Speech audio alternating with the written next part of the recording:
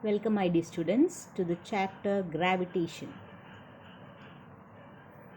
In this module, let us discuss about the universal law of gravitation and the gravitational constant.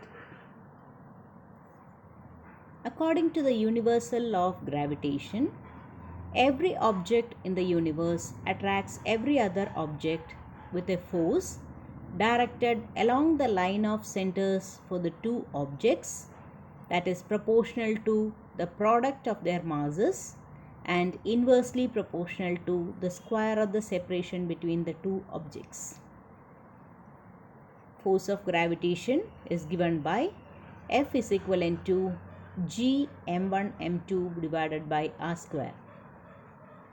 Here F is the gravitational force, m1 and m2 are the masses of the two objects, r is the separation between the objects, and capital G is the universal gravitational constant.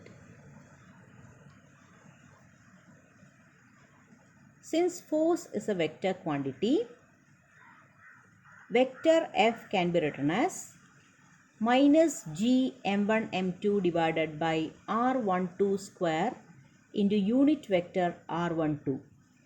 Here unit vector r12 is in the direction of r1 to r2.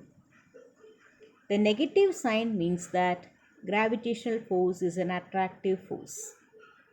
It is always attractive.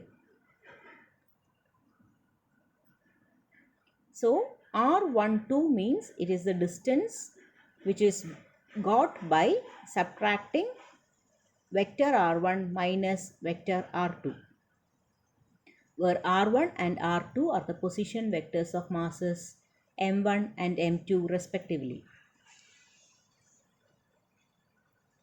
In 1797, Henry Cavendish devised a very sensitive torsion balance to study the gravitational attraction.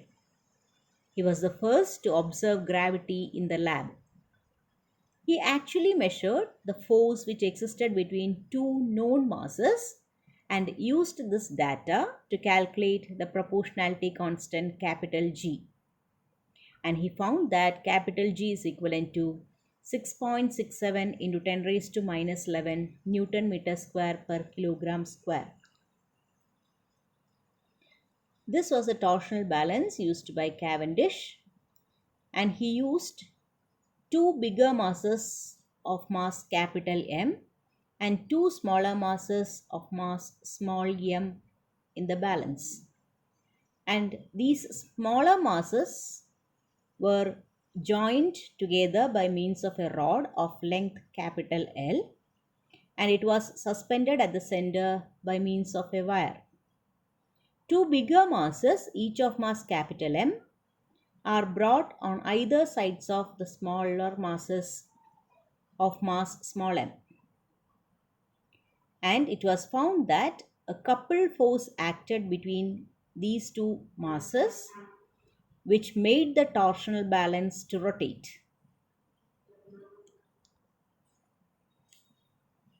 And Cavendish had calibrated his instrument to determine the relationship between the angle of rotation and the amount of torsional force.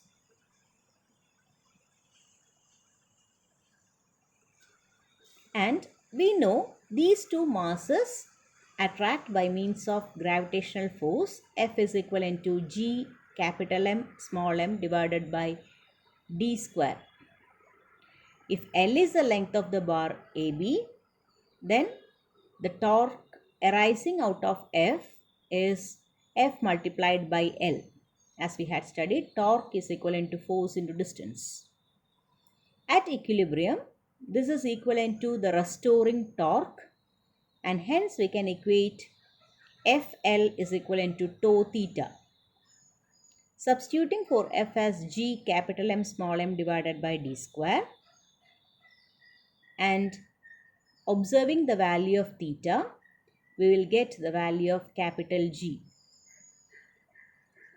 And the value of G measured by Cavendish was equivalent to 6.67 into 10 raised to minus 11 Newton meter square per kilogram square. Hope you have got an idea about gravitational force and calculation of gravitational constant capital G by Cavendish experiment. Thank you, dears.